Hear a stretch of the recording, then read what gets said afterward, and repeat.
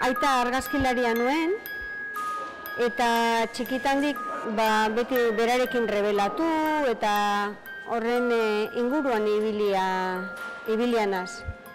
Laborategia zuen etxean eta holan ez, kamarak eta. Eta beti izan dut zaletasuna artegintzarekiko. Eta orduan oso garbi izan nuen arteerrak egingo nituela.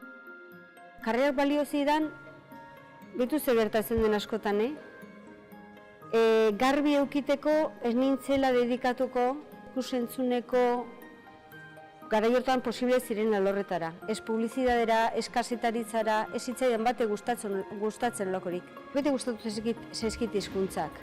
Eta topatu nuen segunda mano aldizkarian irakasle partikular bat errusiera irakasteko. Moskura joateko behar nuen hango lagunen inbitazioak eta baimena euren etxean gelditzeko. Eta nire irakasle honen lagun batzuen etxera joan eta horregatik esan dut bizitzaren opariak animadoreak ziren. Ekarri nuen nik uste dut herentzia oso potente bat. Tekniken aldetik animazioan esan beharra dago oso gitxi ezagutzen direla. Orduan, egia esateko esan beharra dago kamera aurrean jar dezakezun edozein materiale balio dizula animazio egiteko. Pixilazio teknikan erabiltzen dira araizko personak, muñekoak balira bezala. Deskonposatu egiten dituzte euren mugimenduak eta fase bakoitzean argazki bana, fotograma bana hartzen zaie. Horrek ematen du aukera edozein beste teknikarekin konbinatzeko. Osea, seguramente horregatik da kompletoena. Ez duzu sinistu behar interneten dana dauela, Egia esan, gauza asko deku eskuragarri interneten, baina kontuz ibili behar dugu. Nik uste dut esnatuko garela hemendik urte batzuetara. Eta konturatuko gara, hor dala leku bat, ara joateko eta gauza batzuetarako oso ona. Baina beste hainbat gauzetarako beste lekuak dagozela bai, gauza leku fisikoak. Oso kurrikulum luzea duten irekortu guztiek.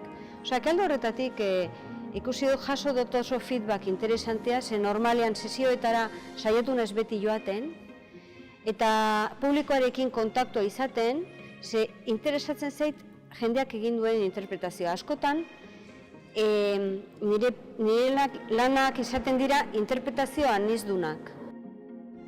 Askotan, aipatzen zait, Goya saria irabazi nuenekoa. Eta esan beharra daukat, hori kasualidadez hutsa izan zala, eta ez da humiltasun falso horieta.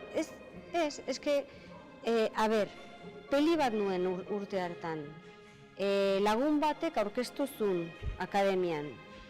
Nien nintzen konstiente hori aukera ere zegoenik. Orduan, nominatu edo gaur egun esaten finalista esaten dute gaur egun. Gelditu nintzenean, iruditu zitzen oso divertigarria. Geroztik buru belarri dedikatu naiz irakaskuntza. Izugarri gustatzen zait irakaskuntza, ni gaur egun dozente konsideratzen naiz. Eta asko gustatzen zait pentsatzea eta batzutan egiaztatu egiten dut urteen buruan, zelan ari naizen nire herentzia txikia bebai uzten. Nik uste dut jendeak ikasi behar duela gustoko duena.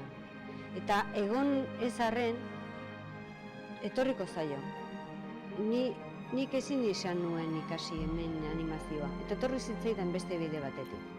Importantena da aurrera egitea.